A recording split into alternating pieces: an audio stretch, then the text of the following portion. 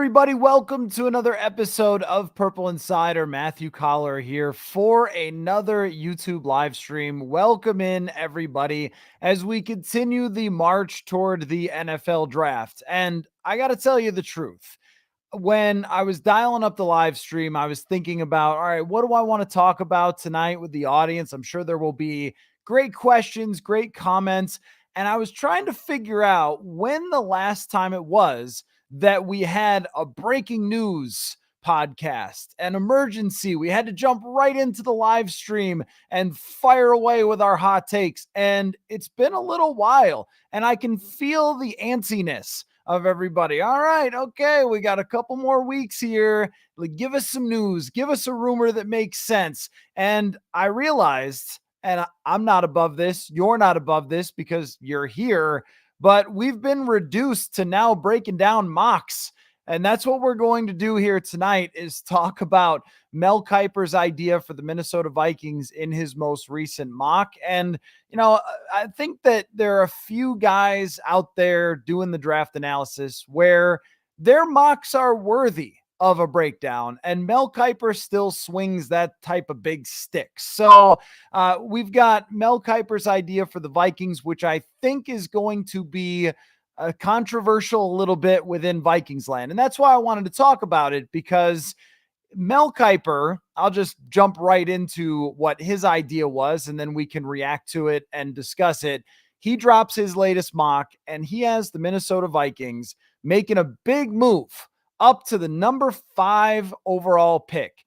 Now, I'm sure you're thinking, okay, all right, up to the 5 overall pick, which means 11 and 23 to the Los Angeles Chargers. All right, that sounds good. Draft JJ McCarthy there and go forward. But no, this is the scary part. Mel Kiper Jr. has the Vikings not only trading 11 and 23 to get the number 5 overall pick from Jimmy Harbaugh and the Chargers, but he also has the Vikings being forced to throw in that 2025 first round draft pick to get JJ McCarthy. And Mel Kiper said, quote, "I don't think the Vikings can afford to wait until number 11 if they want one of the top 4 quarterbacks." So let's start the reaction train right here. Is it worth it for the Vikings to give up the 2025 first round pick to technically, I always call this 3 first round picks, technically to swap? Now, you are giving up 3 of your first round picks for 1 of their first round picks. So you can look at it whatever way you like.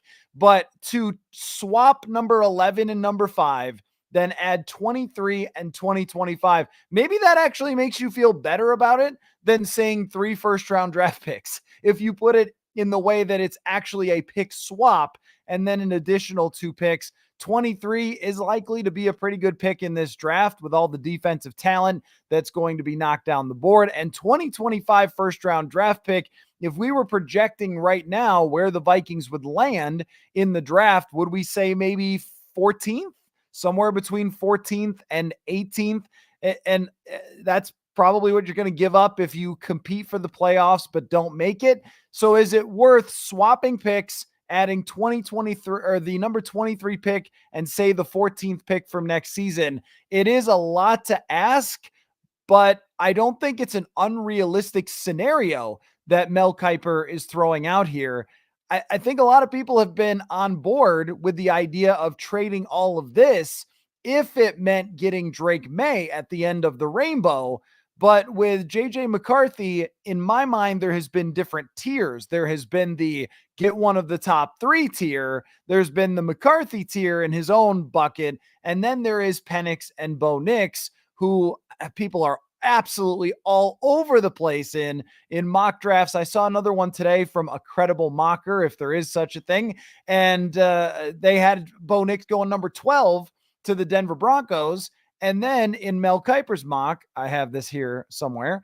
Let's see. He had them going number 33, Bo Nix to the New York Giants, and number 37, Michael Penix to the Los Angeles Rams, which doesn't seem unrealistic either. So here's my question.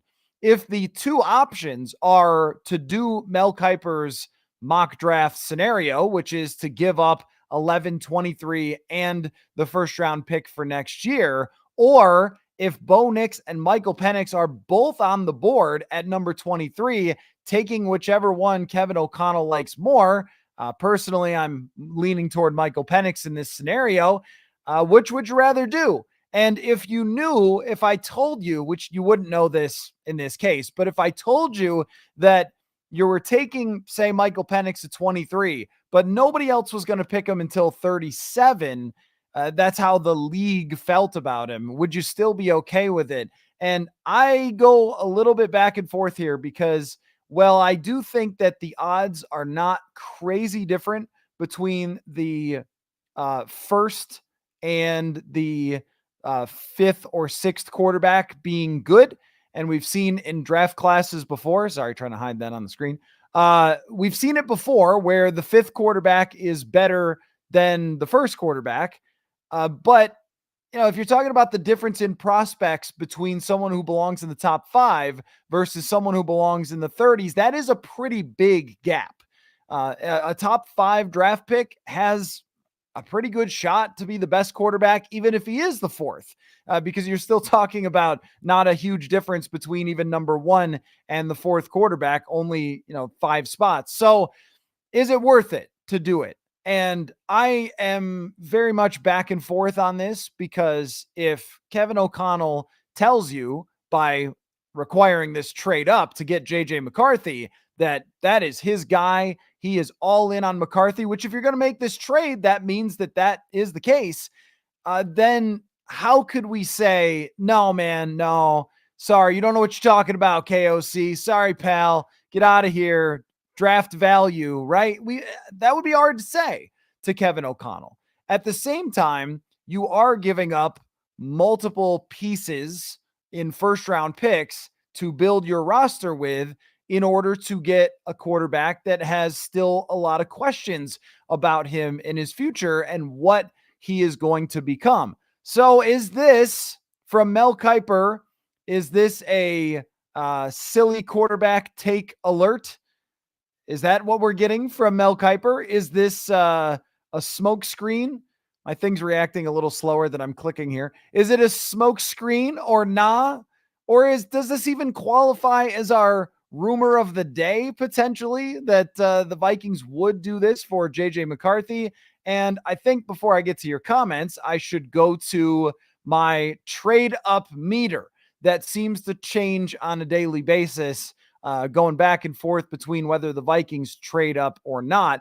And I've decided recently that what Mel Kiper is saying here is something that I'm not fully buying into, that you have to trade up to number 5 to get McCarthy. And my logic here is that even though Denver and the Raiders both want quarterbacks, they don't have enough to entice the top teams to trade back that far with them. You'd be talking about, if you're looking at Arizona or the Chargers, going all the way back to 12, all the way back to 13, and they don't have enough to offer that. And so what the Vikings would be doing if they tried to wait until number 11 is they would be playing a game of chicken here, saying, you know what? We don't believe you, Chargers. We don't believe you, Cardinals. We don't think that you have the quality of offer from these other teams, and we're calling your bluff. And they would also be calling the bluff of the New York Giants in this scenario as well, and saying, New York Giants, you can't draft a quarterback because you're going to get fired. So you need a good wide receiver to help Daniel Jones. So my trade up meter is still pretty high that it's going to happen. And Mel wrote in his write up the same thing we've thought about for weeks, which is you don't acquire number 23 unless you think that you're going to need it to move up in this draft. So it has to be greater than 50%. Yet I have moved a little farther away recently, and I only want to go 58% that the Vikings are going to make a big trade up. So give me yours in the chat. I'm going to circle all the way back to the beginning of the chat because you guys started commenting even before the show here on what you think. You jumped the gun. I had it as kind of a tease in the headline like, yeah, we're going to reveal what Mel Kiper had to say. And you guys already read it. So we started reacting already. So I'll answer any of your questions, get your reactions, and we can go forward and have a good time from there. But just to circle back to my opinion on this before I get to the chat, I think it's a lot. A lot to give up for a quarterback that you're doing tons of work to try to project, and the answers aren't right there in front of you.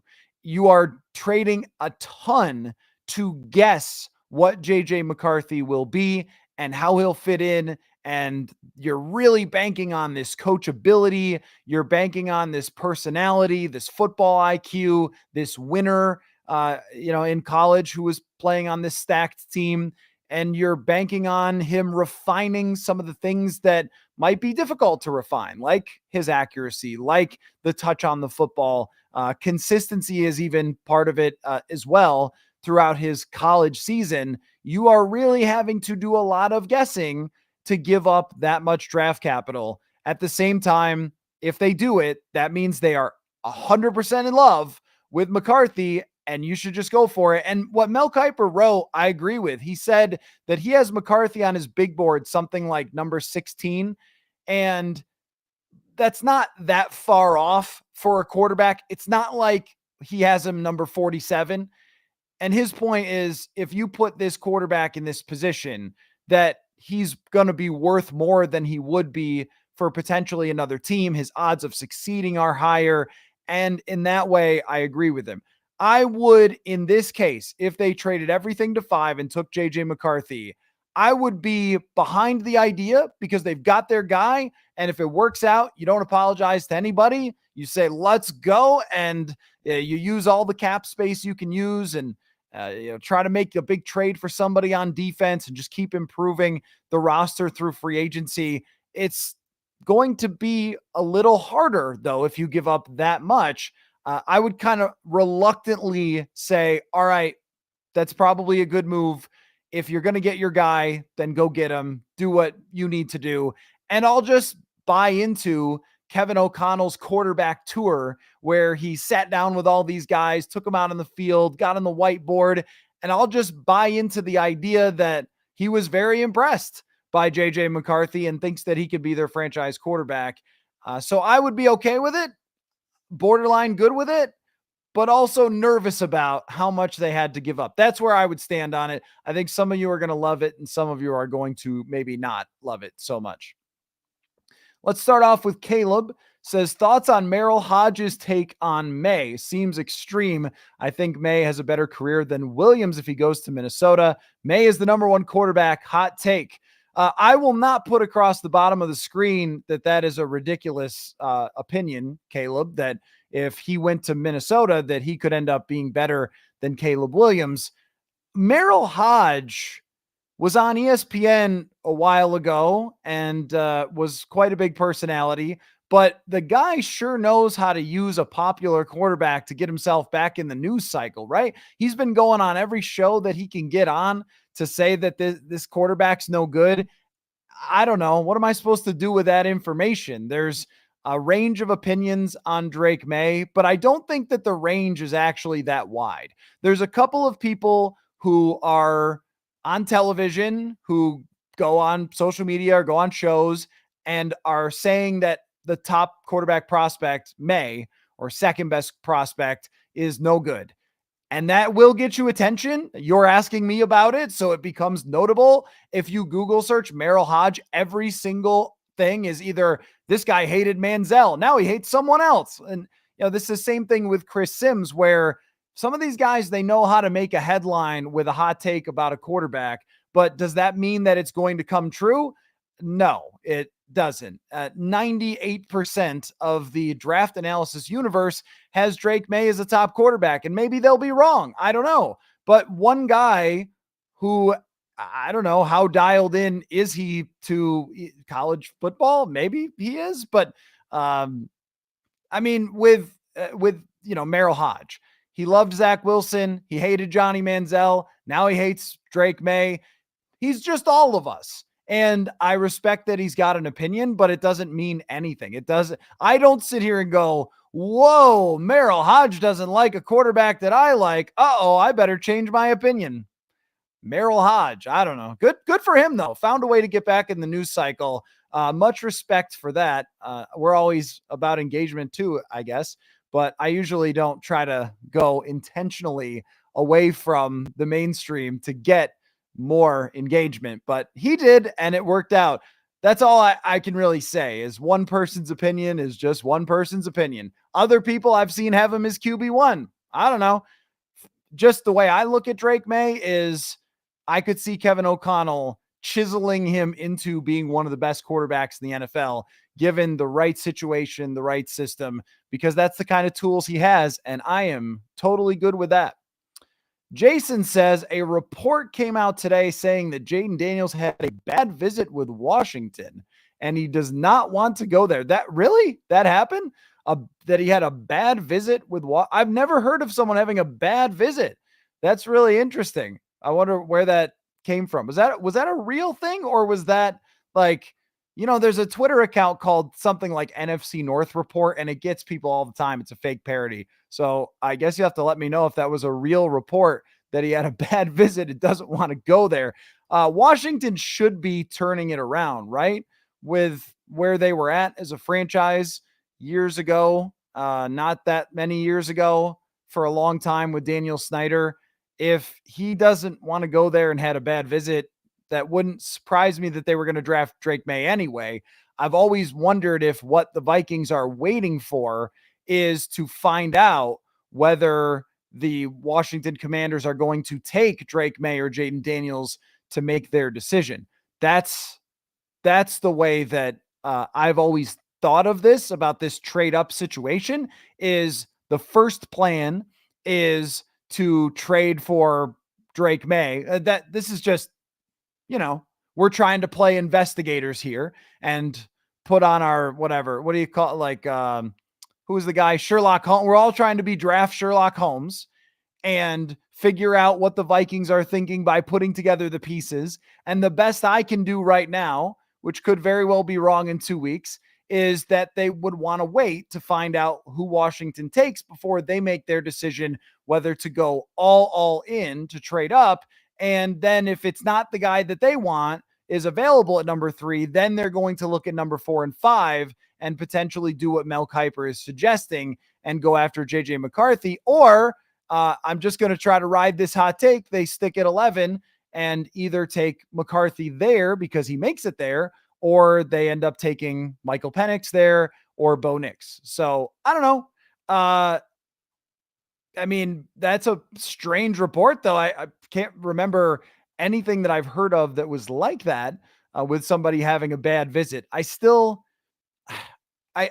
sometimes the first answer is the right answer when it comes to the draft. And the first answer from day one of last season, after Drake Maye's great 2022, was that it was going to be Williams and Maye locked in.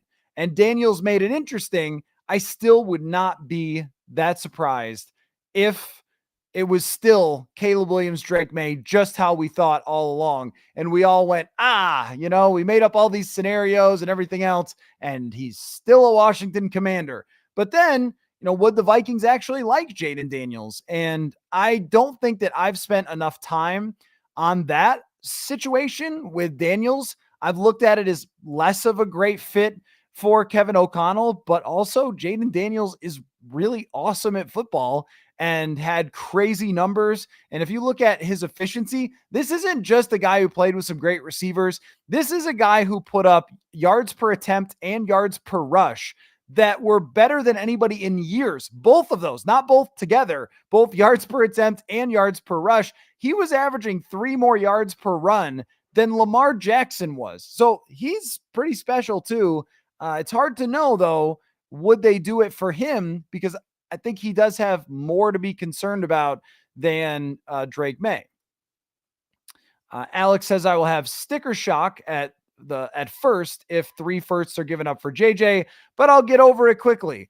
That really depends on how he looks in training camp, I guess, and preseason. Man, when was the last time we had fun preseason games?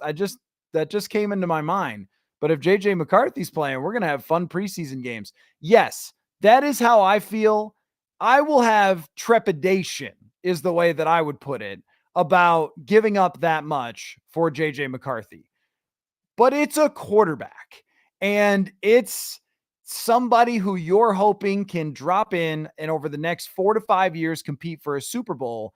And if you think that you can put together a good enough team because you have the pieces in place already at a lot of the key spots, and you think that Brian Flores is drafting and developing and all that is good enough to get you to having a top-notch defense, then you're not going to really care that much that you gave up an extra first round draft pick from the following season for JJ McCarthy. The real nightmare scenario would be if you have a very bad season next year, which I can't see. I can't see 3 wins, 4 wins, but you never do know. If it went completely sideways, and then we're talking about giving to, the Chargers a top 5 pick or something, there is that fear when you're giving up that extra first. I would project it 12th, 14th, 16th, somewhere in that ballpark. And if that's really the price, is number 23 and number 16 for next year, it's not that much because you're swapping. And I've probably said 3 firsts so many times that I haven't really stopped myself to say, well, wait a minute, it's really 2 additional firsts. And if they're 23 and 14 or 16, is it that bad if you find the quarterback that you need? Horse feathers, maybe trade 2025 for Maye. I am assuming that what Mel Kiper was thinking here, and in his mock, he has 1, 2, 3. He's got Drake Maye going to New England. He's got Daniels going to Washington. My assumption is what Mel is thinking is those teams are just not giving up those quarterbacks. They are going out in public and saying, hey, maybe we'll trade with you, and they're not actually considering it. I have thought that about number 4 as well, because Marvin Harrison Jr.'s do not come around that often. This is a Julio Jones caliber prospect. They're going to want him at number 4. They may put up the big neon signs as they said, yeah, call us and try to trade with us. But you're going to have to top what they believe they're going to get for an elite prospect that is one of the best wide receiver prospects we've seen in some time. So I've kind of been on this. I don't know if Arizona really wants to move out of it. That's why the Chargers make more sense to me as number 5. And what Mel's thrown out there is very realistic that the Vikings would do it. Gunner 447, far too steep for number 5. I understand that opinion. What it would really come down to is, think of it this way. What is the gap between McCarthy, Nix, and Penix in the mind of Kevin O'Connell? In the mind of Mel Kiper, the gap is very big because Mel Kiper does not think that Bo Nix or Michael Penix will be first-round draft picks. He has them going in the early second round. So in his mind, you have to go up to make sure you get quarterback number 4, because if you don't, you are reaching big time on those quarterbacks that are more of second-round draft picks. Now, that's how he looks at it. We might look at it a little different as a Penix enjoyer, I guess you could call me, as a buyer inner to Michael Penix. I think Michael Penix at 23 versus McCarthy and all these other draft picks, but that's because I don't personally think that there's this huge gap between those two. If Kevin O'Connell does, if he goes out and he has dinner with Michael Penix and he does all the stuff and their medical team looks at his knees and they kind of go, I don't know, he's more of a Hendon Hooker, he's more of a 3rd round draft pick, then okay, McCarthy is the last quarterback you can get in the 1st round who's worth it to us. Well, then they have to go for it. Then they have no choice but to go for it if that's the assessment that they come away with.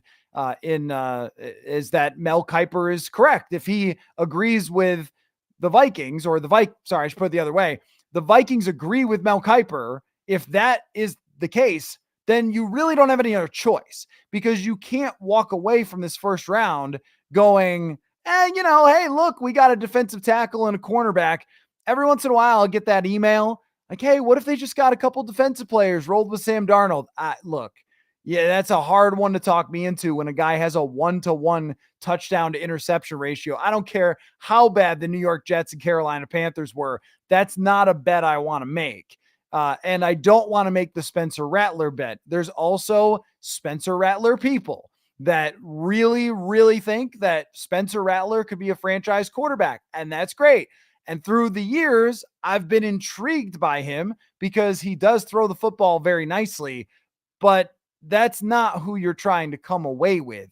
And I was talking to Kevin Seifert, I forget where, maybe the owners' meetings, talking about the doomsday scenario if the Vikings were to be left out of the party and what that would be like. Just a total catastrophe if they got left out of the party.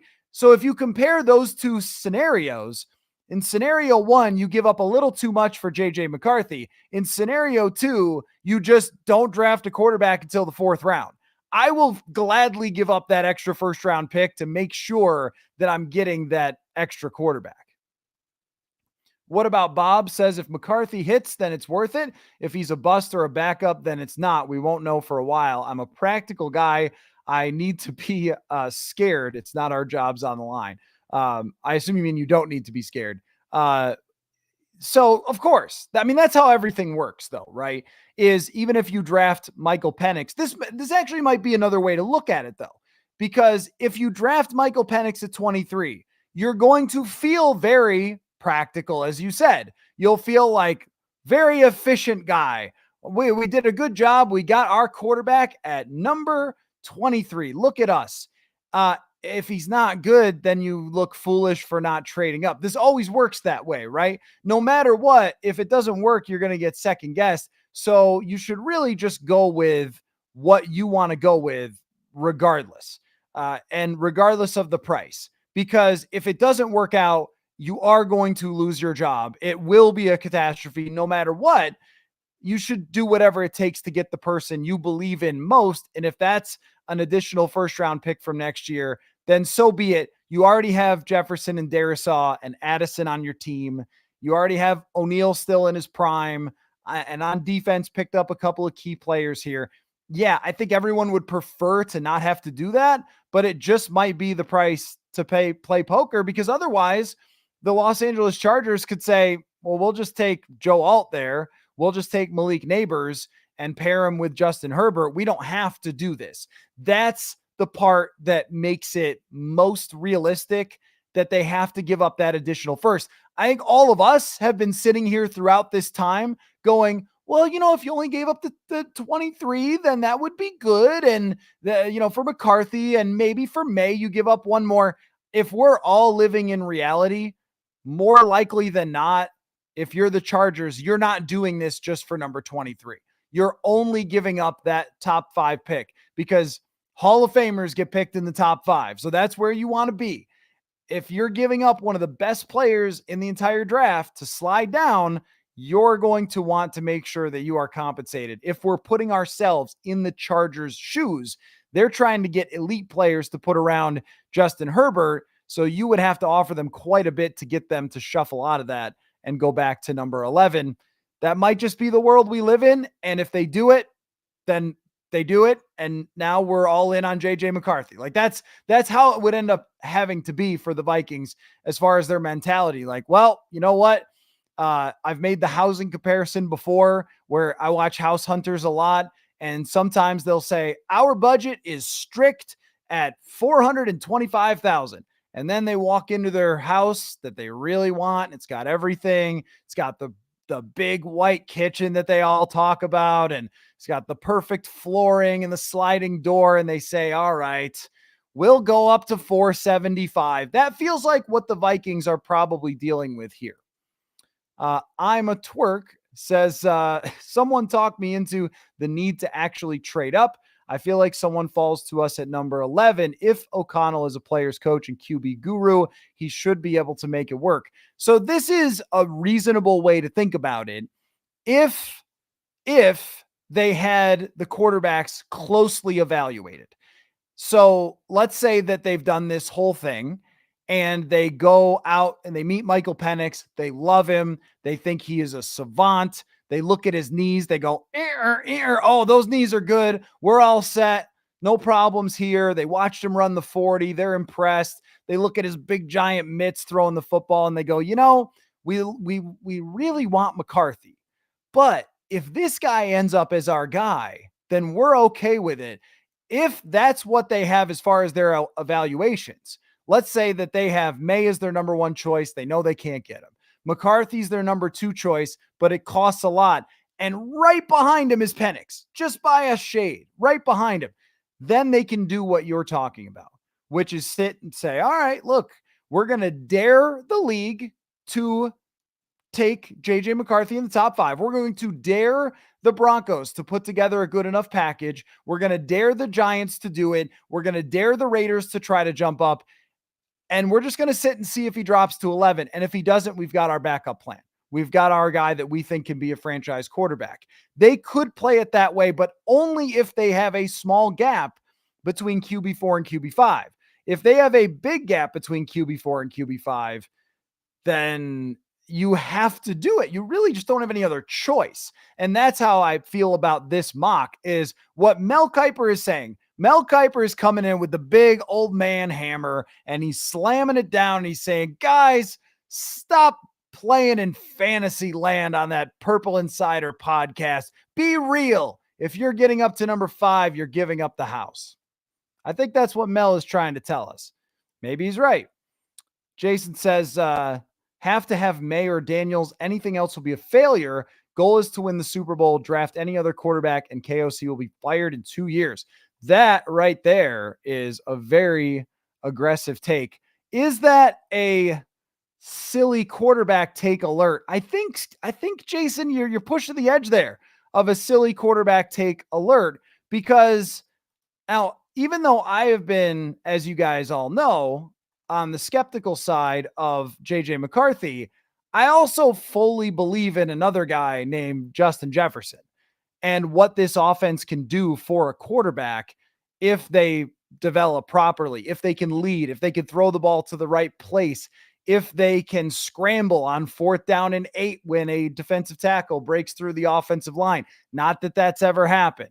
But yeah, I mean, JJ McCarthy has the talent to be a guy, and it has since high school. He's been somebody who was on the radar since high school as someone who could be a top NFL prospect. And he's come along and he is improving and developing, and somebody that you could see getting better and better. And by all reports, takes football extremely seriously and all that sort of stuff, and wants to be, a great quarterback. And if that's what he wants and he can work with Kevin O'Connell, then he's got a chance to be really good. Because one thing that we have to keep in mind is that other quarterbacks who have not been amazing have won a lot of football games, despite the fact that they're not Patrick Mahomes, Josh Allen, even CJ Stroud, because they have a great team around them. And you don't even have to look all that far to find recent examples of that. You can look to the Super Bowl right now. Last year, you can look to the Super Bowl and say that Brock Purdy is a pretty good quarterback. I respect Brock Purdy more than I think some of the analysis world does. I also know that Brock Purdy on a lot of teams does not take them to the Super Bowl. And even Jalen Hurts, who I thought the Vikings should pick back in 2020. I'm a big Jalen Hurts fan in that draft. Sort of the similar way that I feel about Penix now, where I kept reading, like, nobody likes him and he's going to drop. Like, I like that guy. And he dropped. So everybody's right. He was going to drop. And yet he turned out to be a good quarterback, but with a supporting cast that was phenomenal. And again, we all recognize that if you take Jalen Hurts and you put him on the New York Jets, then he does not become this version of Jalen Hurts. And what the Vikings have set themselves up for is they can be the team where everybody says, well, your quarterback's not that good. It's just the team around him. And you go, great. That's awesome. Perfect. We'll take it. That's what you're trying to be in position for. And that might be what happens if it's JJ McCarthy. Is he'll throw a bunch of touchdowns to Justin Jefferson, and people will say, well, I'm McCarthy. He's not that good. He doesn't have this. He doesn't have that. And you'll say, who cares? Because he's got a great team around him. That's what you're trying to do. I only look at this. You'll hear people talk about it as if you have to find John Elway or just don't get anything at all. But if that was the only way to win, then I would agree that you should only try to get one of those top 3 guys. But that just is not how the league works, especially not in the NFC recently, where we've seen a lot of good quarterbacks. My biggest comparison for JJ McCarthy for what current quarterback he could be is Dak Prescott, where he is not perfectly accurate all the time. He is not the biggest guy. Dak Prescott did run more early in his career. I think McCarthy will do that, but he isn't, going to be Lamar Jackson or a true difference maker on the ground, but he can scramble, he can make a play, and he's very, very smart, right? That's Dak Prescott's biggest thing, is that he is really, really smart at the line of scrimmage, makes a lot of adjustments. I wish he would stop doing that thing where he said, here we go, or whatever.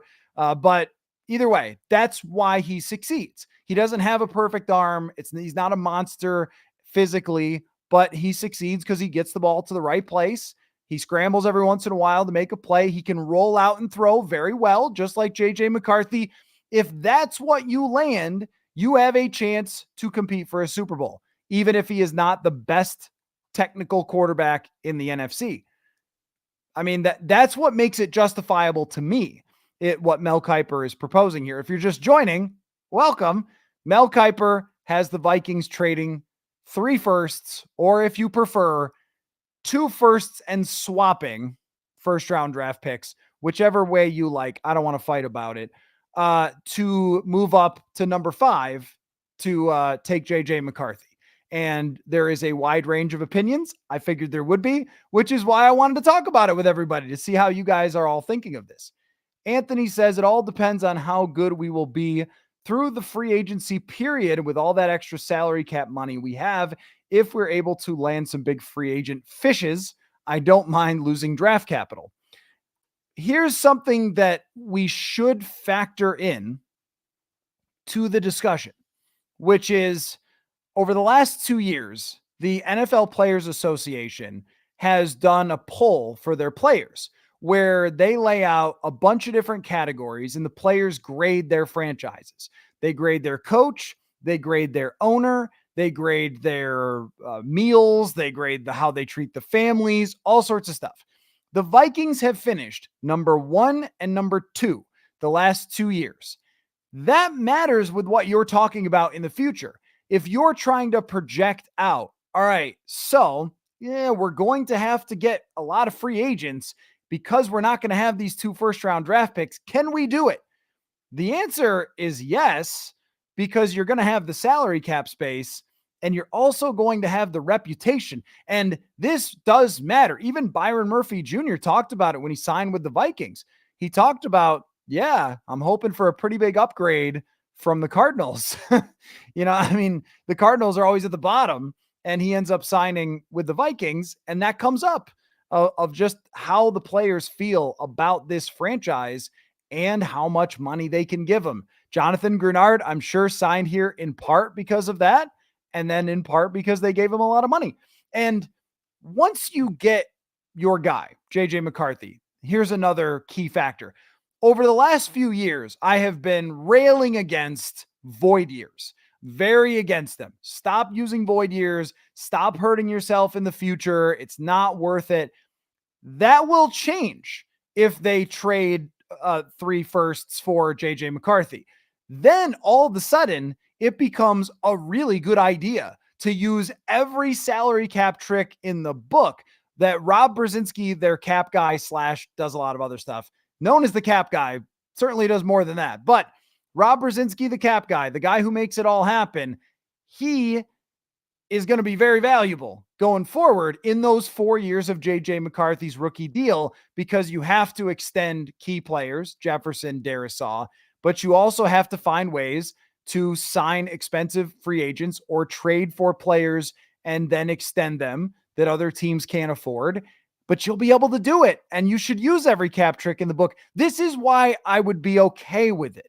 It's not my number one pick for all the scenarios that we've gone through, but I would accept it as, all right, that's what you have to do to get the mansion that you want to move into.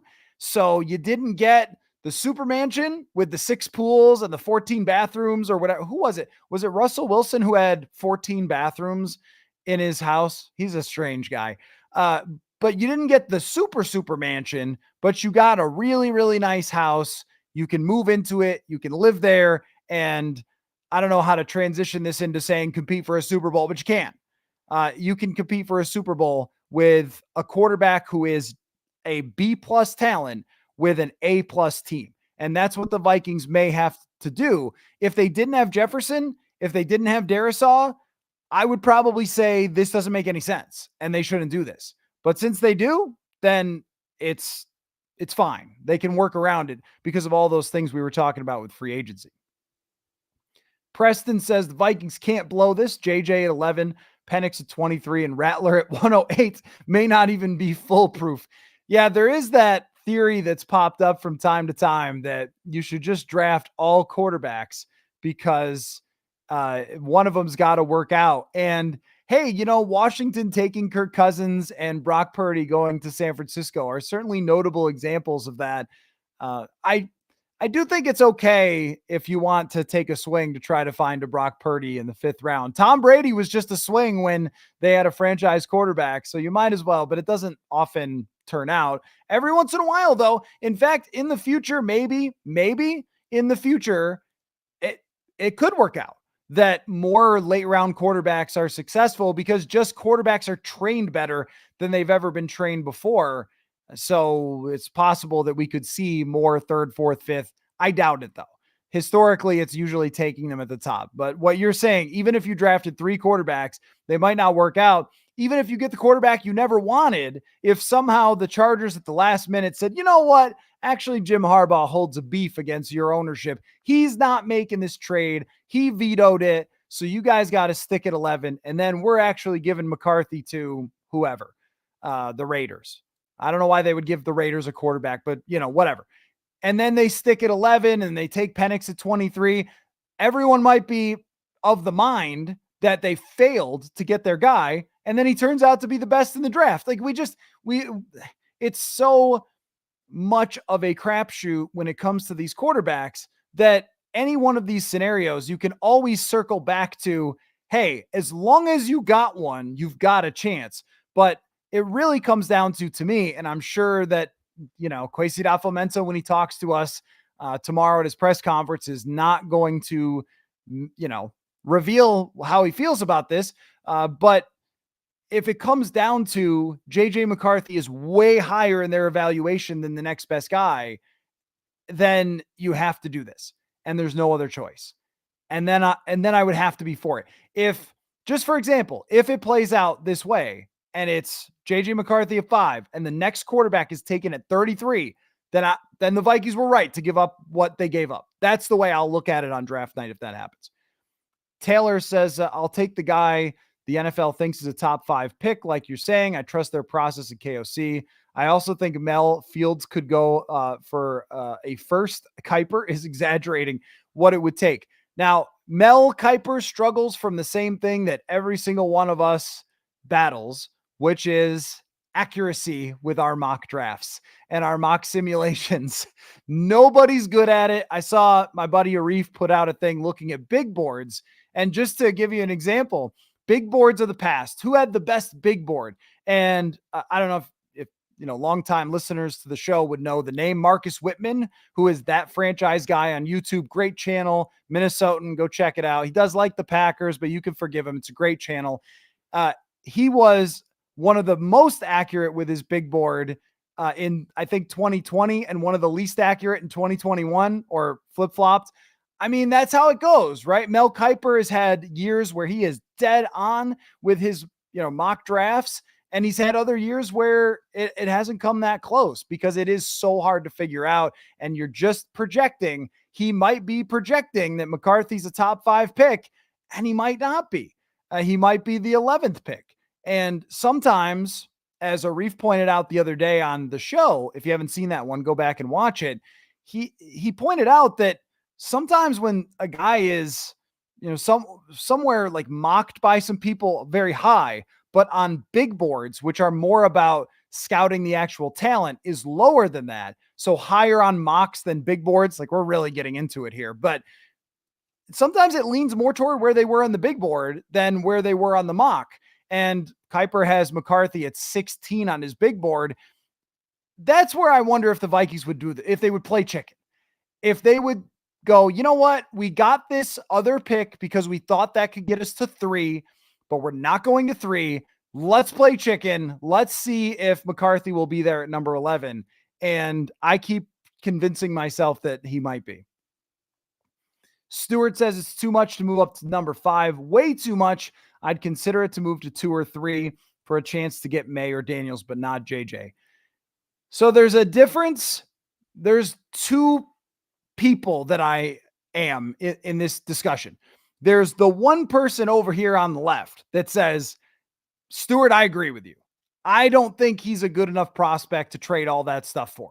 And there's the other side of me over here that knocks the microphone down that says this might be what you have to do because there might actually only be 4 quarterbacks in this draft who are first round picks. So this side has to convince that side, hey, there's only 4 quarterbacks this draft. It is too much, but you have to make sure you get one of those 4. That's the conundrum right there. As an actual prospect, is he worth making that trade? The answer might be no. But if the next quarterback is going to be taken 33rd, and that's what it's worth, is not a first round draft pick, then you want to make sure you get your top 5 guy because you really only do get one shot at this. If you're the Vikings brass, I think if you miss on it, maybe Sam Darnold's amazing, but if he's not, and you miss on the draft pick, then whether you took him at 23, whether you were pragmatic about it or not, is not going to matter. So if you're the Vikings, you have to do what you think is the best for the player and not worry about the price. So yeah, I'm flip-flopping back and forth, arguing myself about it. Eric says, I don't hate Penix, but we don't have a second round pick. And that's where he should go. Yeah, that's where you might say, look, 23 is fine. If Bo Nix and Michael Penix are technically second round draft picks, but barely, and you take them at 23, one of them at 23, I mean, that's not a huge reach. If that's where the world thinks they should go, that's not a massive stretch to pick them at 23. The one thing I'd be interested in as far as reaction goes is, let's say that 5 quarterbacks are taken in the top 12 and it's Bo Nix is the 5th one and the Vikings sit at 23. The Vikings pick at 11. I don't know. They pick Byron Murphy. So they take a defensive tackle at 11, and then the next pick is Bo Nix. And then the next pick after that, we're very nervous, is going to be Michael Penix, but maybe they've got intel. Let's just follow this along the line. And they get to 23 and they take Michael Penix and he's QB 6. And then we found out after that they could have traded the 3 firsts for McCarthy, but instead they decided to go with QB 6. I'd be fascinated to see how people viewed that. I would be okay with it as, a appreciator of Michael Penix, and I think he'd be a good fit, but the reaction would really be something to see if they had an opportunity to move up and didn't, and ended up taking at 23. Alex says, what is the highest the Vikings can trade up to get JJ without giving up 23? Can you keep that pick if you trade up to the Titans pick? No, I don't think so. If you're talking about quarterbacks, the prices just are through the roof. That is just how it is. If you bought a house during the housing boom, you totally understand. And having gone through this at least fairly recently, it's in my brain. But when I first bought a house, first time in 2017, we paid a very reasonable price And we also got it to be contingent on the inspection, and we got them to pay for the closing costs, and they had to replace some windows that cost a couple $1,000s. We came out really well. That was in 2017. And then the housing boost happened, or boom happened. And this time it was, all right, no contingency. You're paying the closing costs. And if the house burns down tomorrow, you still got to pay for it. Whatever. And by the way, it's X number of dollars way over the list price, et cetera, et cetera. We barely paid over the list price in 2017, but this time had to pay a lot over the list price. That's how it feels when you're trading up for a not quarterback versus a quarterback. The not quarterback is me in 2017, and the quarterback is me recently. The Titans know why you're trading up. And if they do, then they're going to charge you that 23rd pick. The question is, would you dare someone to try to trade up to get 5 and dare the Giants to take a quarterback at 6 and then say, okay, we'll call poker, right? We'll call, we're going to trade up to 7 and not have to give up that pick. This is quite the high stakes game. I like it. I like talking about it because it's compelling to even discuss. We're not even quite there at draft night. I'm sweating. I'm at work. I'm at 50% on the trade up. I think that they're willing to trade 3 firsts for Maye, 2 firsts for McCarthy, but also comfortable letting Penix fall to them at 11. Trying to figure out if they would like Penix or not. The opinions on him are so wide. Some people think that he is worth the 11th overall pick and would be a great fit. And some people think he's QB6 and shouldn't be taken anywhere except for the 3rd or 4th round, or is undraftable or whatever. I mean, there is such a wide range of opinions on Penix. It seems like everyone thinks the same thing about Bo Nix that's kind of come along. It seems everyone thinks the same thing about JJ McCarthy, or at least that the opinions have gone from super wide on McCarthy to closer together, that everyone recognizes, all right, well, there's a good chance that the guy is a top draft pick. And Drake Maye has more of the wide range. And even with Caleb Williams during the season, we tried to make it a wide range of opinions, and then it's not. He's the number 1 pick. Stewart says, I'd be happier sticking and picking. Penix or Nix would be preferable. It really depends on if you think that Penix is actually a good fit for Kevin O'Connell. I look at it and say, yeah, the guy's got a great arm, throws with anticipation.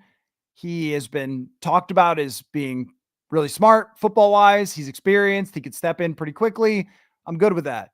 Nix, if he's more of a lack of ceiling type of guy who has to be a game manager, that is a little more concerning. He did throw a lot of passes in college and had a lot of experience in college, which may help him step in pretty quickly, but you do have to have somebody that can be a difference maker at some point. And that's where, with McCarthy versus Nix, for example, I get the idea that he can be a difference maker at times. And it might be harder for Nix to be a difference maker. So when you see McCarthy make a throw, scrambling, when you see him dodge a tackle in open space, I was at the game, Michigan against the Gophers, and I know the Gophers weren't the best competition. They had a pretty decent defense, and there were times where he was scrambling and he had to make plays to get away from Gopher defenders, and he was able to do that. That's not the NFL, but he has that in him to be able to make plays. I mean, maybe Nix does. I'm just not sure if he has quite enough of anything, quite enough playmaking skill, quite enough arm strength to be a difference maker. That's where Penix, you could see it just with the arm alone, with the arm talent and with his, risk taking and his, anticipation throws. That's where he could be a difference maker. It's harder to see that with Bo Nix. Are Emmer to pick 5, 11, 23, and 25 firsts and get the Vikings number 5 and the Chargers kick back 37 this year. That's not going to happen. That's just not going to happen. If you are trading up to go to number 5, you're taking a bath. It's just what Mel Kiper is telling us is that's how it's going to be, boys. That's how it's going to be. He might be wrong, but I think he might be right that he's saying those first three quarterbacks are just going to go right off the board to the first three teams. And then you're going to have to get crushed in a trade. You're not getting 37 back. Maybe you could get a later round pick back, but not in the second round. No way. That's too valuable. Matt B, I like how you and Chris Trapasso identified the difference between what coaches look for in quarterbacks and what a scout looks for. Could be a big difference for multiple quarterbacks in this draft. That's such an interesting thought, and something that Albert Breer discovered in talking with coaches and scouts about Michael Penix is that difference. And with the Vikings, now we don't know that he's referring to Kevin O'Connell, so we can't really apply that. But if I put myself in O'Connell's shoes and think about what I want as a coach, the number one thing Kevin O'Connell wants as a coach is that he can take his offense and download it into the brain of the quarterback, and he can make all the throws that he asks him to throw. So when you have tight windows that are by design, or when you have deep passes, double moves, opportunities down the field, that guy is going to be able to accurately and on time make that throw. Michael Penix did a lot of that in college, where he had to throw on time with anticipation. He would play out of the shotgun all the time, which I think the next Vikings quarterback probably will, like Matthew Stafford did in Los Angeles. And what you might look at, and I'm just saying might because we don't know for sure what O'Connell thinks, you might look at the leadership element too and say, can this guy step into an NFL locker room and connect with these players and get them to follow him? I see it with Michael Penix. McCarthy is a little bit more difficult, even though I think he has those traits. The fact that he wasn't the guy in their offense, like what kind of leader is he going to be for when he steps into the NFL, might be a little harder. He has really good football character, I think, but the leadership is so clear with Penix. There is just a presence to him, but scouts might go, look, I don't know about that. We're talking about, is he projectable upside, or is he pristine with his accuracy, which maybe he isn't always. And so there is a very interesting difference between them. I really was struck by what Breer was talking about, because I look at it through, this is how an NFL team operates. This is how a coach thinks, because that's what I've been doing, coaching or, covering coaches and players in the NFL, not scouts. And I know a couple of former scouts who I ask about this stuff, but I don't talk to a ton of scouts in comparison to spending every day listening to Kevin O'Connell talk. That may be why I've leaned toward Michael Penix. Bland Toast, what are your percentages that they turn out to be hits for the top 6 guys? Historically, Caleb Williams has the highest chance to hit, obviously. The number 1 picks, the reason why you all know Jamarcus Russell is because so many number 1 picks have actually turned out to be really good. They usually, no guarantees. They often do. That is maybe a 60% chance that he's at least good, at least Trevor Lawrence good. And then the high end is Peyton Manning. The number 1 pick has got a pretty good shot. There's a drop off between Williams and the other 2 quarterbacks. And if you're putting them on the Vikings, then you're giving them better than a coin flip's chance to succeed, I think. And with someone like McCarthy, I've got a 50-50 shot on McCarthy. He could either turn out to be this great leader, commander of the offense, and develop those playmaking skills and the touch on his fastball and become a really good quarterback. If he became Dak Prescott, you could compete for a Super Bowl with that. Especially if he, does what he did in the national championship game and just, doesn't have nerves and plays pretty well and so forth and has a great team around him. Dak Prescott may have some issues when it comes to the playoffs and coming through, but think about regular season Dak. That's a very high level of quarterback. If that's what JJ McCarthy's ceiling is, and that's what he hit over the next few years, then, you could be really good. You could compete for a Super Bowl. But I think there's only a 50% chance of that, because other quarterbacks, and this was out there, and I want to just stipulate very clearly that there is no stat that just points to this guy will succeed or fail. And it's hard to acknowledge that, because you guys know I love stats and analytics so much, but knowing the numbers is knowing what means nothing. And a lot of the stats mean nothing. So maybe it means something, maybe it means nothing. But low usage quarterbacks who are taken in the first round have not had a good track record historically. Guys that didn't throw a ton of passes in college and were not leaned upon by their team, they don't have a tremendous track record. That doesn't mean a ton toward JJ McCarthy because you're projecting development. Whereas someone like Mac Jones, he didn't have an upside, an athletic ceiling that JJ McCarthy has, or arm talent in the same way that McCarthy does. But there was that sort of thing is when he was coming out, they were talking about, well, he could be a Kirk Cousins type quarterback. And you're kind of looking at someone who might end up being a game manager that could be worth it. And it might have been if he went to the Vikings instead of going to the New England Patriots. It might have been worth it. But it didn't turn out to be, in part because, well, one, Mac Jones handled adversity very badly. But also, he had no answer when things were bad because he just didn't have enough talent there. And he had been a game manager essentially in Alabama. And with McCarthy, though I believe he has better physical skills, he has not had to be the guy. And now we're saying, all right, now you have to be the guy when you've never had to be that before. We don't have any sample of that to work with to try to help us project it. Eric says, are you guys not hearing the part where Penix has torn his ACL twice already? You know, it has been brought up from time to time, Eric, every single show that I've talked about Michael Penix. But, you know, that's a thing where you're leaning on your medical people to make an assessment there. And I can only go on the reports that were out there. The reports were from the combine that his medicals came back pretty good. Again, that's only a report. That might be from his agent. I don't know. Everybody's agents are working super hard. So I'm not sure where it came from, but that's what was reported, is that NFL teams thought his medicals came out pretty good. And that's the best I can do. All of this is off the table if they don't think that. But how am I supposed to know that?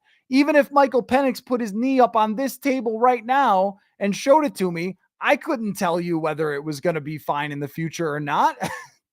Alexander is a doctor. Maybe he could tell us better about ACLs. I know that there is a better chance that it tears in the future if you tear it once, and that's the best you can do. I also know that the more you play football, the more you're going to get hurt. And if you look at a lot of quarterbacks in the NFL, they've been injured, they've had surgeries, and you just have to deal with that sometimes.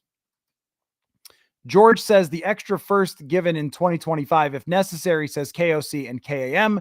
Don't believe in Penix and Nix. Yes, that is 100% correct, George. That would be my read on it as well, is that they just don't view those guys as players who could lead them to a championship. So they're going to go for it and trade up to make sure they get one of the top four. And if that's the case, how can I argue with it? Even if I am trying to put, the pros and cons and trying to weigh, well, this much draft capital is worth it in the future for surplus value for a defensive tackle, etc.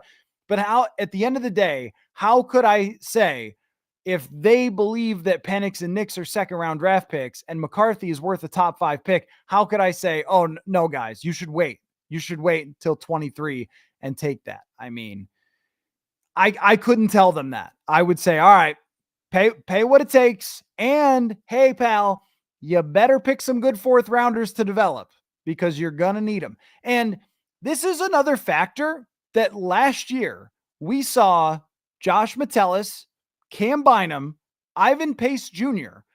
all become good players in this defense. That is a 6th round pick, a 4th round pick in whatever order, and an undrafted free agent under Brian Flores. Nobody is magic when it comes to picking late round guys or undrafted players, but as far as spotting what's going to fit in his defense and player development and analyzing skill sets, Brian Flores weighs your odds in your favor to develop some of these players. Alexander says, I'm still 90% on a trade up. Yeah. I mean, where was I? 58%? I'm probably too low. put all the pieces together to tell this story, from a failed trade up for Anthony Richardson to getting an extra first. Kwesi is on a mission. They won't wait till 11. It all depends on what they have as far as their intel and belief about what the Giants are going to do. If they think that the Giants are going to take a quarterback, you have to get to 5. You have no other choice. If you do not think the Giants are going to take a quarterback, could you risk it? Who is going to trade? Ooh, would it have to be the Bears at 9? Could you go to 7 instead? Because are the Titans going to give Denver or the Raiders their pick in the conference to go up and take a quarterback? Probably not. And the offer is going to be better from the Vikings. The only team that can beat the Vikings offer is the team with the 6th overall pick in the New York Giants. It all kind of adds up. Alexander says the Vikings met with all the quarterbacks except 2. Why not meet with Jaden Daniels if they already know that he's going number 2? Well, it's only been reported. They didn't announce, so they don't have to announce. Usually, I think what happens is agents tell reporters, my guy's meeting with the Vikings today. They put it out there. So they may have, I don't know if they did, but they may have already met with Jaden Daniels, and it just hasn't been reported. I would leave that door open. I'm not really sure. Anthony says we have to trust, I guess, that we will start getting better with our future drafts. They are going to have to nail some of those 3rd, 4th, and 5th rounders. So I did something yesterday on the website addressing this very thing. And now the 2022 draft class has not been banned from discussion on the show like that 2011 quarterback draft pick, but sometimes you get a little bit like worn down by the 2022 draft class talking about it. So I've tried to not just go back to it all the time. But since we have to now as part of this discussion, let's talk about it. The 2022 draft class really hurts for this whole thing. If Andrew Booth Jr., Lewis Cine, Brian Asamoah, Ed Ingram, Caleb Evans, if any of those guys was good, and Ingram might have a chance, we'll see. This is the year to know. If any of those guys had turned out to be good, then you are in a much better position with a young core. That's something that is lacking with this team. Now they have superstar talent on offense with many Pro Bowlers at this point. I mean, we've got Jefferson. Addison is a potential Pro Bowler down the road at some point, but a hit, clear, 1,000-yard caliber receiver. Hawkinson's a Pro Bowler. O'Neill's a Pro Bowler. Like, you've got all this talent, and it does matter. I know, Bradbury gets hammered by everybody all the time, and I understand why, but he is a very experienced center in this offense. That helps a lot for a quarterback. So you've got all these things that you can work with, so you don't have to get the hardest part, which is a superstar receiver or a superstar left tackle. That is very difficult to get, and they've already landed that thanks to Rick Spielman.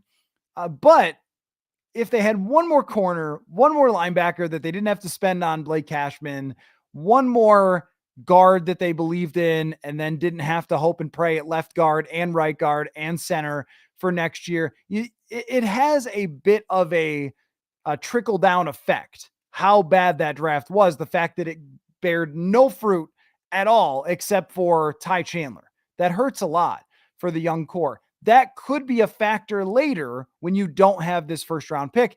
And you are right that you have to develop those later-round players, but there's no guarantees at all about whether you can develop those players or not. Caleb says it would actually be a 2024 second and 2025 first and second because of what we gave Houston. Yeah, I'm trying not to make it overly convoluted, but you are technically correct on that. It's just once we start getting into that, then my brain starts like malfunctioning, and I already have enough trouble with saying 3 firsts versus pick swap and 2 firsts. So, but you are correct that it would be.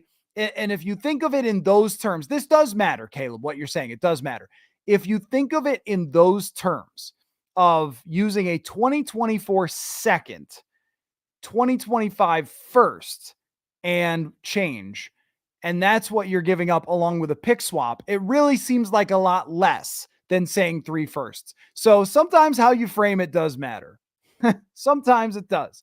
And it really wouldn't, I don't think it would be a devastating price if they had to move up and do it. It would be more of, ew, really, man, whoa, that's a lot. Sticker shock was the way that Alex put it earlier. Sticker shock would be real. But when you start to pick it apart, it's a pick swap to move only a few spots. It is a pick that you got from moving a second rounder in the future and change to move up. And then it's an additional first. It doesn't seem like you're doing a Mike Ditka here or you're doing a Herschel Walker. And that's the key point is if you're getting McCarthy, it can't be something that is devastating to your future. If that's all it was, I don't think it should be. Scotty says if the price for JJ McCarthy is too steep for the Vikings, I can't imagine Denver or Las Vegas is going to go steeper with a weaker roster. The Giants could be in play, but the trade up spot could be 7. I think so too. And one of the things that I've wondered, let's make sure I get my little thing here, smoke screen or not. See if I can get it up if I can find it. There it is. JJ McCarthy draft stock, smoke screen or nah? That is something I have been asking myself over and over in the last few days. You have all these teams who have campaigned for trading down, and you suddenly have the draft stock of somebody who was thought of as being a first round pick, but not at the very top, now being talked about trading multiple first round draft picks to go up and get. I mean, are we smoke screening JJ McCarthy? If this is a smoke screen and the Vikings know that, and they know that they can actually pick him at 11, and then they just really wanted another first round draft pick to give them options, that would be an ideal scenario. It'd be one of the best scenarios. I don't know if it is a smoke screen. It's very hard to know. It's hard to know what to believe during draft season, but there is a distinct possibility that it is a smoke screen and that 7 is the spot, that you don't have to give up everything to get JJ McCarthy. So let's see. Jamie says what I've found is Daniels doesn't meet with Washington till next Monday. So it must have not been a very good report that Daniels didn't have a good time there if he's not meeting with them yet. That would be a very shocking thing. If Jaden Daniels had a bad visit. Usually that doesn't get out that someone had a bad visit. It does happen.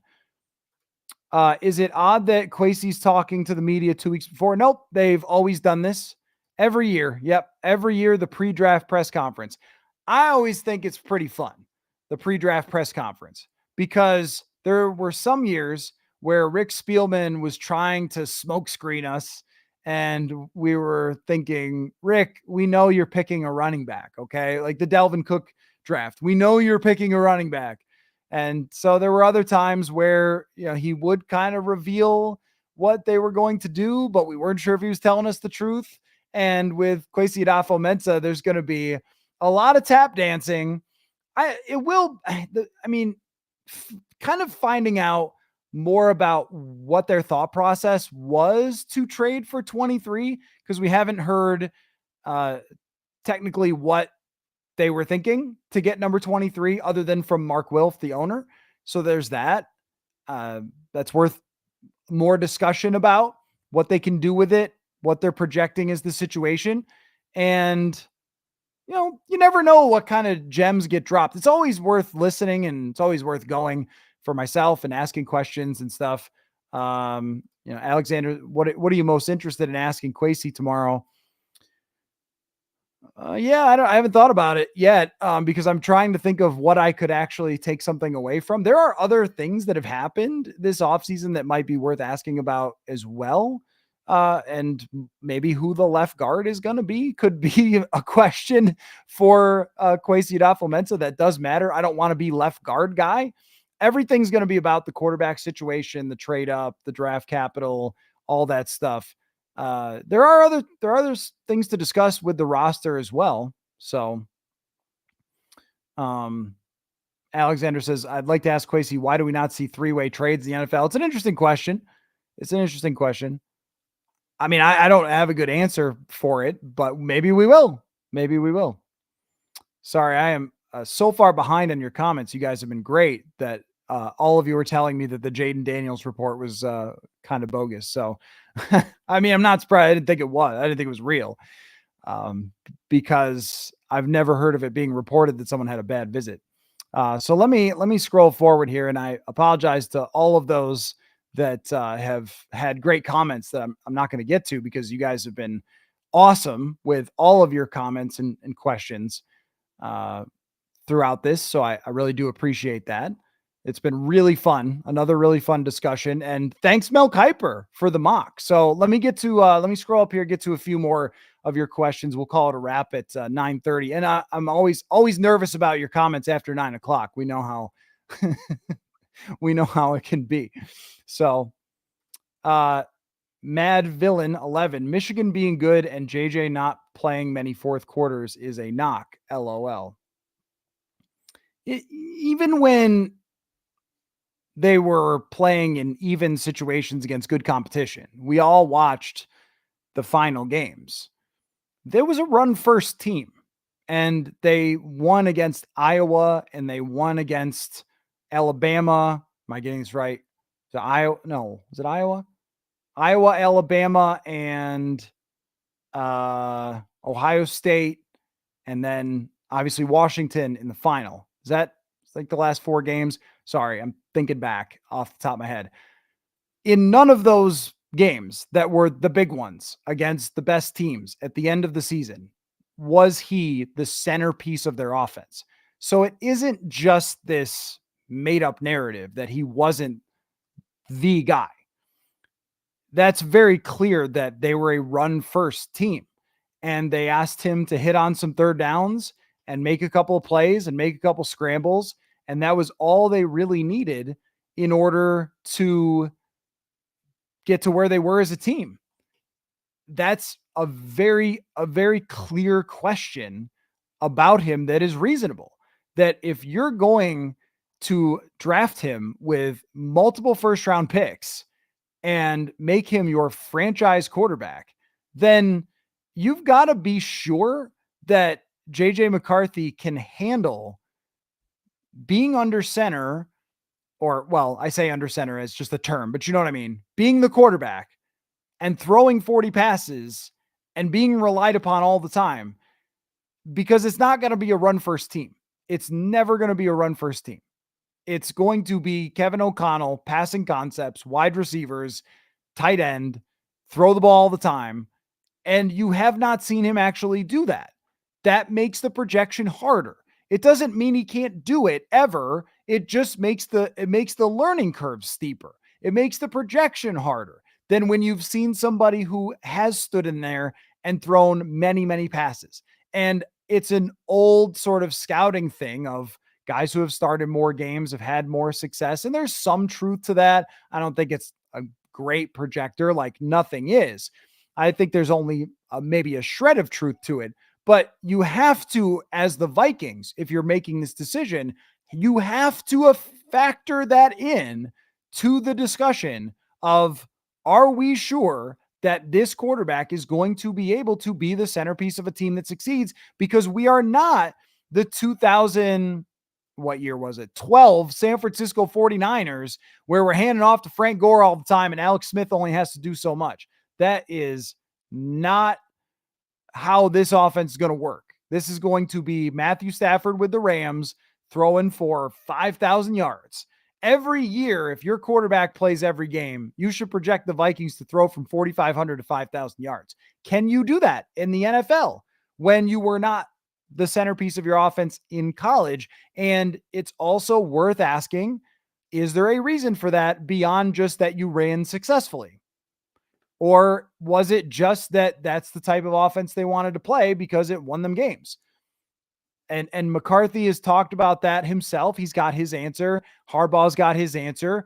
But the Vikings have to have their answer based on talking to him, sitting down with him, watching the tape. And if they believe in it, then they've got to go for it. What are you, 12? A great callback from a few weeks ago. Matt, do you have any sense of what the Vikings board actually looks like? Is it all qualitative, or do they actually produce numbers and grades for guys? Well, I have so their actual draft board for this year, of course not. No one knows what that looks like except for them. But it is funny because I have seen the actual board, like the physical board that they use. Been in that room a couple of times, TCO Performance Center, and Rick Spielman took us through when they implemented it, how it worked. And it's kind of cool. I mean, it's like a touch screen and they can touch the guy's name and it pops up with everything. It pops up with the guy's film, his combine stuff. They have the combine film in there of each player, all of his analytics, the scouting reports, the background. They have everything in this little touch screen. So I have seen that board. Yes. And the actual draft board, I don't know. I would assume that everything gets factored with every draft pick. And my understanding of how this works is, so we look at it as draft analysts do, like, okay, well, the Vikings must have 400 players ranked 1 through number 400. No. That's not how it usually works in the NFL. What teams usually have is a list of players that they think are good for them, and they will draft them wherever they are on the board, except for quarterback. But that list might be 50 players. It's probably not 400, or at least this is how some teams operate.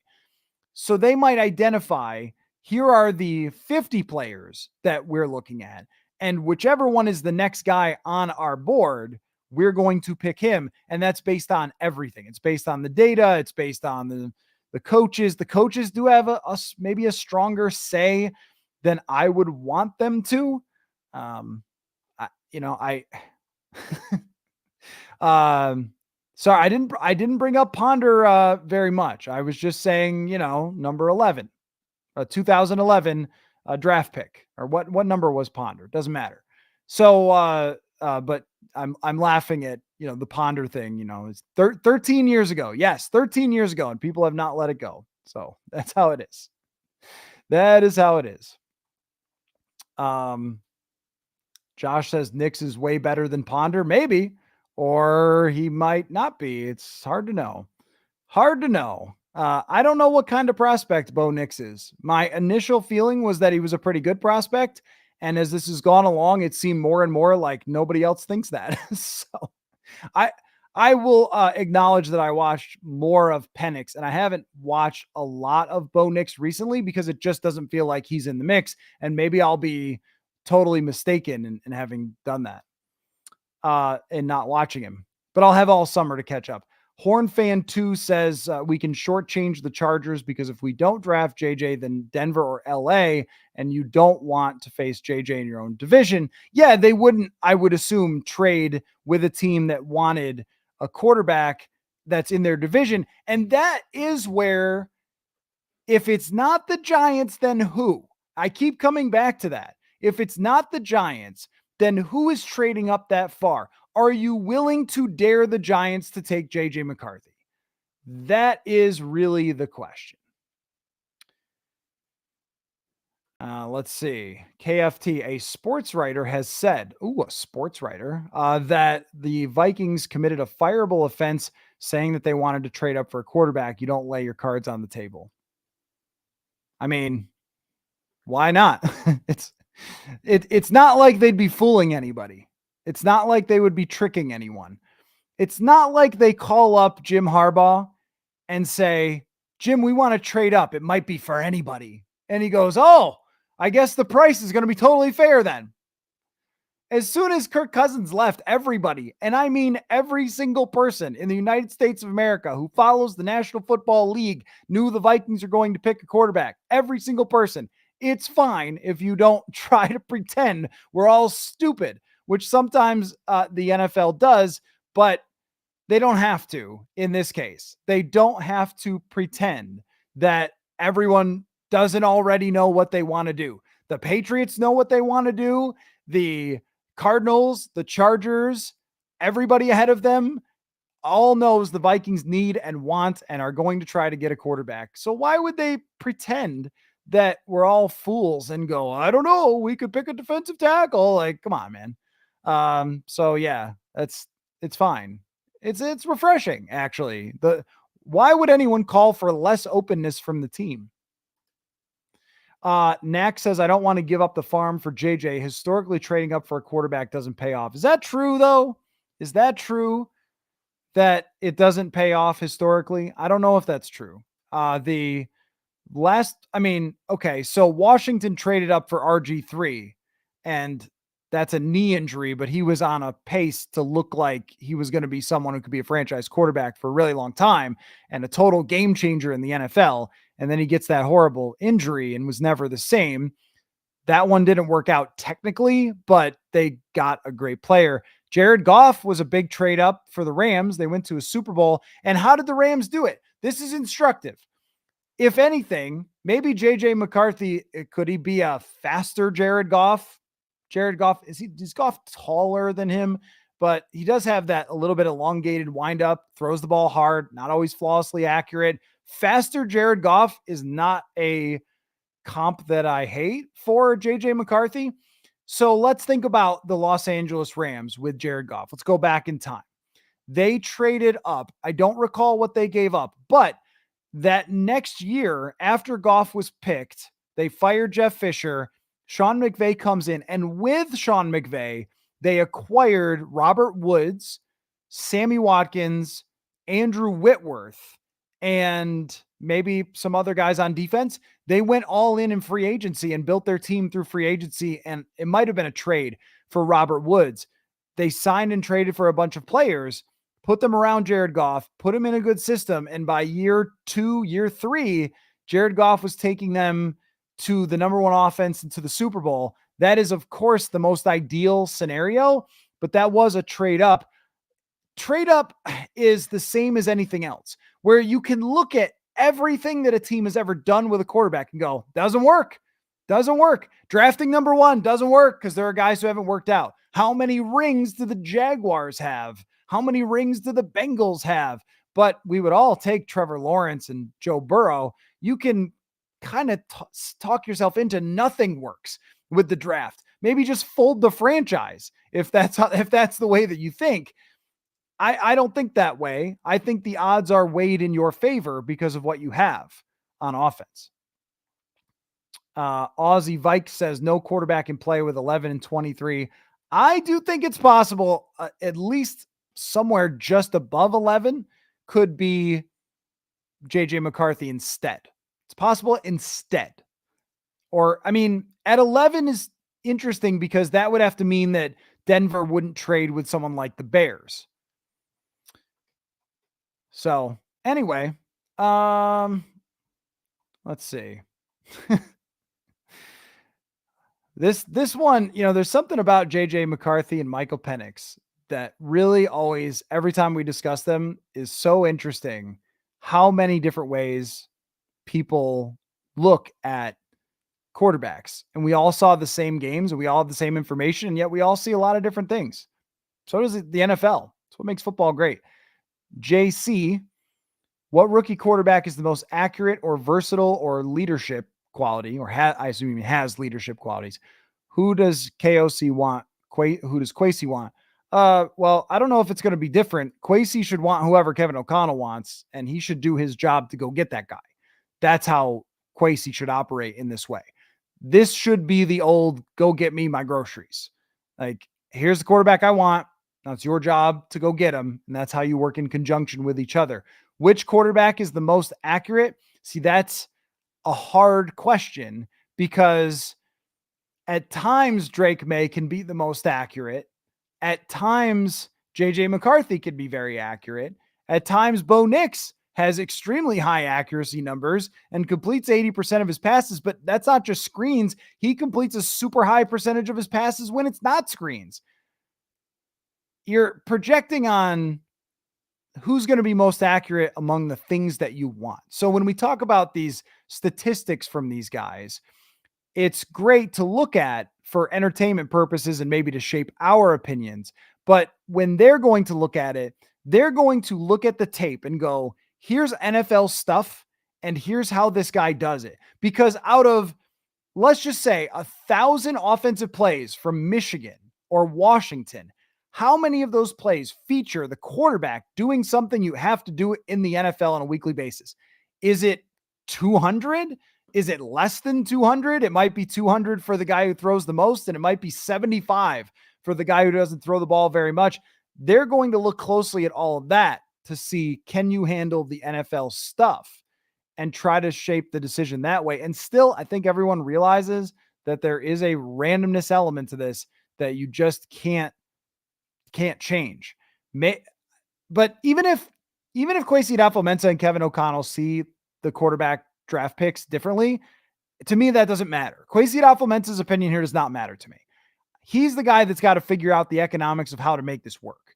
Kevin O'Connell is the guy who makes the decision. That's how I would do it. And I think it would be goofy to do it any other way. Enigma 1 says, JJ is a project. I would wait to get him at 11. I'm going to stick with conviction that he is not a top 5 prospect. I'm so interested in where he goes. I am so interested to see. This is funny. What about Bob says, odds are 4 out of the 6 top quarterbacks will be busts. Also 62% of all percentages are made up on the spot. That's funny. That's very funny. Yeah. The thing about it is, you hear that every year where people will say, it's crazy about this draft class. We love them all. And, a couple of them will be busts. You're like, wow, what a take. But sometimes all of them work and sometimes none of them work. And I don't know how to figure out which is which. The 2020 draft class, all of them worked. The next year, none of them worked. I don't know. Last year, and I still think Anthony Richardson will be very good. At least one of them was great, maybe 2, and maybe Bryce Young will surprise us all next year. It takes time. E.L. Hassan says, JJ's only issue is throwing outside the numbers. If KOC can help him overcome this, he is going to be a good one. That's the real most difficult thing, is how much can you improve the things that someone doesn't do well? And with JJ McCarthy, he is not the sharpest passer. He is not the best technical passer, but we have seen people get better at passing over the years when they're young. And that's what's hard to factor, that they have to really work hard to try to figure that out. Is he going to get better at throwing outside the numbers? Is he going to get sharper with some of his timing stuff and throwing fastballs all the time? I don't know. And nobody else does either. And if he doesn't, how good could he still be? If he still has these weaknesses, how good can he still be? That's another question they have to ask too. Dwight asks, which one of these prospects play this year? Which would sit and learn? If it's Penix, he's probably playing right away. McCarthy should sit and learn. Realistically, just we know how this goes. The rookie's probably going to play. Even if we think that he shouldn't, the rookie's probably going to play. It might not be the first game of the year, but by week 5, 6, 7, if Sam Darnold plays like Sam Darnold has played, then, it's probably going to be JJ McCarthy or whoever the rookie is by week 6 or 7. That's just, historically speaking, very, very few quarterbacks actually sit for an entire season. Enigma 1, what if they reported of having Penix throw 100 passes and the workout is legit? And I'm thinking that needle is starting to move on their decision, even trading up in the top 5. Oh, I wouldn't be surprised. I would not be surprised if they had him throw 100 passes, but they might have everybody throw 100 passes. Whoever is representing Michael Penix is putting a lot of stuff out there. That has been really noticeable. And does that mean that they don't think he's going to get drafted that high? I'm not sure, but you've been able to easily follow the Michael Penix story because it's been reported every single thing that happens with him. It's not a knock. It's probably a strategy by his side to try to pump up his value as much as they can. What the Vikings saw in those 100 passes, though, is going to matter the most, and not his agent putting stuff out there. Not Kevin O'Connell. Thanks for changing that. Not Kevin O'Connell. Michael Penix's career can survive a major injury and he's experienced to lead an NFL team immediately. Are those supposed to be his major flaws? Hey, you're preaching to the choir with Michael Penix. There's some people that don't like him. There's some people that do. I like the fact that he has a great arm and that he's a really good leader. Sometimes that's all you can really go on. And all the other stuff ends up being kind of noise. So, uh, anyway, well, another good discussion. And I love the fact that we can make an hour and a half out of a mock draft, but it's just so much to talk about, so many scenarios. And I really appreciate you guys jumping in and having strong opinions and strong takes and good stuff.